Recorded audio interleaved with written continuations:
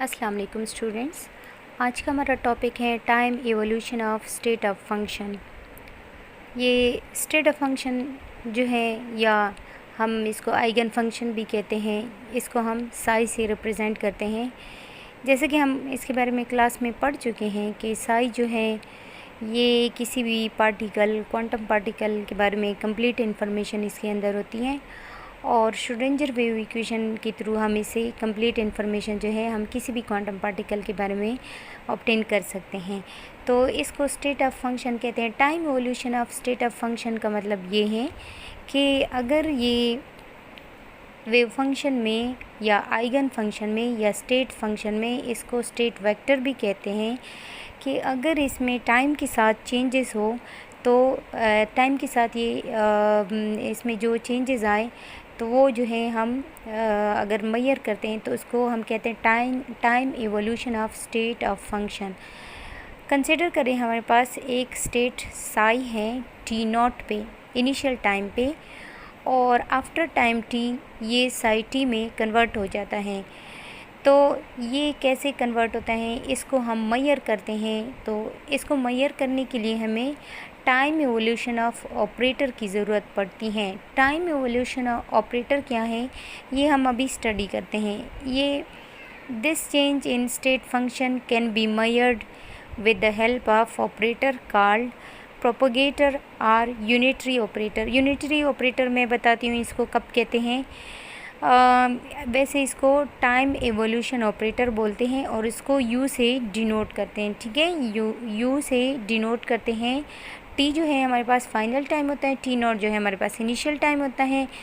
Let's initial time पे हमारे पास जो स्टेट फंक्शन है वो ऐसे रिप्रेजेंट करते हैं, आफ्टर टाइम टी ये ऐसे चेंज हो जाता है। तो हम ये टाइम एवोल्यूशन ऑपरेटर यू जो है इसको हम initial state Sai T not पे हम स्टेट पे अप्लाई करते हैं, तो हमारे पास आफ्टर टाइम टी स्टेट जो है ऑब्टेन हो जाती हैं।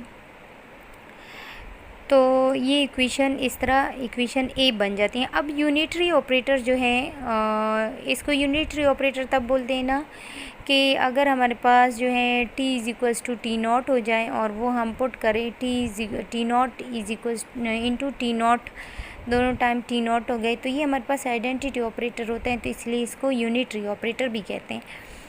अच्छा, इनकी यूनिटरी ऑपरेटर की वैल्यू फाइंड आउट करने के लिए हम क्या करते हैं कि कंसिडर करते हैं हम Schrodinger wave equation, time dependent Schrodinger wave equation.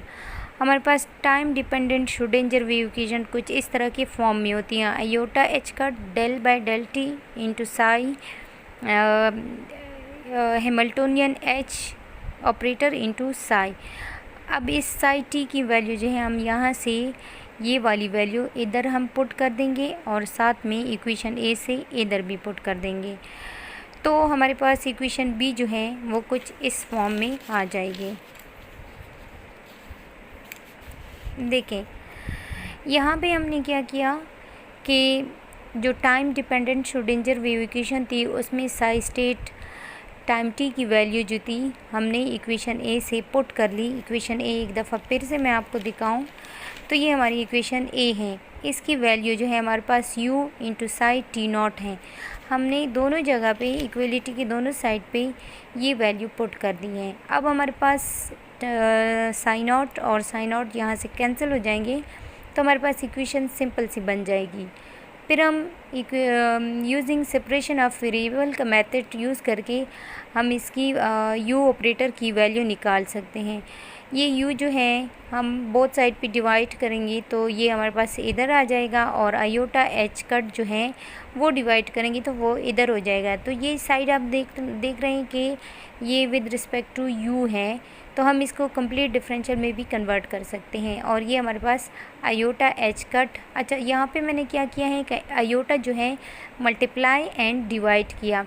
ऊपर आयोटा मल्टीप्लाई करने से मेरे पास आयोटा आया, और नीचे जो है जब आपके पास ऐसे आयोटा इंटू आयोटा हो जाते हैं तो हमारे पास -1 की इक्वल होता है, तो इसलिए यहाँ पे माइनस साइन आ गया। अब मैं क्या करती हूँ कि इस इक्वेशन का मैं इंटीग्रल ले लेती हूँ।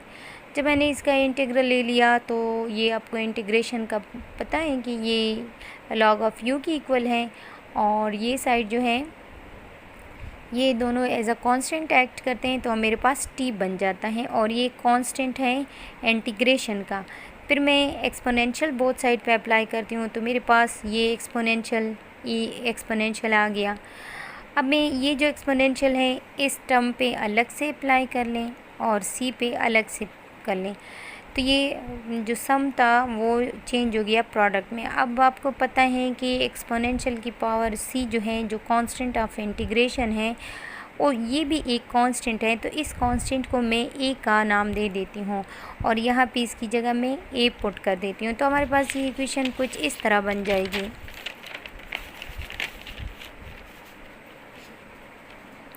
इस टॉपिक में कुछ ख़ास मुश्किल नहीं है, बस मैथमेटिकल वर्क ज़्यादा है। अब देखते हैं कि आप u की वैल्यू जो है a into E minus iota divided by H cut into H into T, ये इक्वेशन c आ गई हैं। अब ये जो कांस्टेंट a है इसकी वैल्यू हम फाइंड आउट कर सकते हैं यूजिंग इनिशियल कंडीशन। अगर हम कहें कि t is equals to t naught है, और हम यहाँ पे इस इक्वेशन में टी की जगह टी नॉट रिप्लेस करें, यहाँ पे भी टी नॉट हो जाएगा, यहाँ पे भी टी नॉट हो जाएगा। तो मैंने आपको बताया था कि ये जो u होता है, अगर हम यहाँ पे t is equals to t naught कर लें, यहाँ पे दोनों टी नॉट आ जाए, तो वो हमारे पास यूनिटरी ऑपरेटर बन जाता है। तो इसकी जगह में ये t की जगह टी नॉट पुट किया, तो ये यूनिटरी ऑपरेटर बन गया, जिसकी जगह मैंने यूनिटरी ऑपरेटर पुट किया, और सेम a और बाकी वैल्यूज़ वही हैं, लेकिन यहाँ पे t की जगह टी नॉट पुट कर दिया। अब यूनिटरी ऑपरेटर का मतलब है 1, तो इस साइड पे मैंने 1 पुट कर दिया, और ये आ गया मेरे पास। अब मैंने क्या किया, a की वैल्यू मुझे चाहिए, तो ये वाला पूरा टर्म जो है हम 1 के साथ मल्टीप्लाई करेंगे, तो ये मेरे पास नेगेटिव वैल्यू थी, पॉजिटिव बन गई। तो ये मेरे पास a is equals to E iota divide by H cut into H operator into T naught आ गया। अब सेम यही वैल्यू दोबारा जो है मैं a की यहाँ पे पुट कर देती हूँ। तो देखिए a की वैल्यू जो है plus iota by H cut into H into T not into, और ये जो था हमारे पास a के साथ मल्टीप्लाई में पहले से था, लेकिन ये वैल्यू जो है वो नेगेटिव टर्म था, तो e इंटू ई की power minus iota divide by H cut H operator t। अब मैंने क्या किया है कि यहाँ पे मैंने minus iota by H cut into H मैंने कॉमन ले लिया, तो ब्रैकेट में ये टर्म और ये टर्म ये तो कॉमन है ना दोनों में, तो मैंने बाहर निकाल दिया, और साथ में माइनस साइन को भी बाहर निकाल दिया। तो ये वाला टर्म t जो है पॉजिटिव हो गया, और यहाँ पे माइनस साइन कॉमन लेने से ये टी नॉट का टर्म जो है नेगेटिव हो गया। तो ये मेरे पास यूनिटरी ऑपरेटर की वैल्यू आ गई e की power minus iota divide by H cut into ये h मैं इधर लिख लेती हूँ, तो t माइनस टी, तो ये इसकी वैल्यू यूनिटरी ऑपरेटर की वैल्यू आ गई है। अब ये वैल्यू जो है जो फर्स्ट हमने इक्वेशन लिखी थी उसमें मैं यही वैल्यू पुट करूँगी।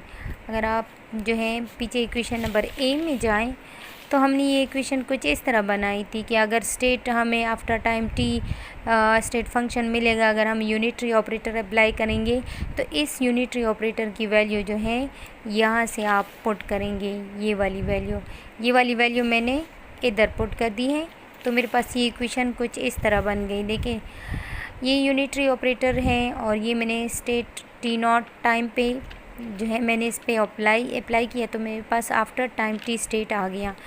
तो ये टाइम एवोल्यूशन ऑपरेटर u कहलाता है, और ये आज का हमारा छोटा सा टॉपिक था।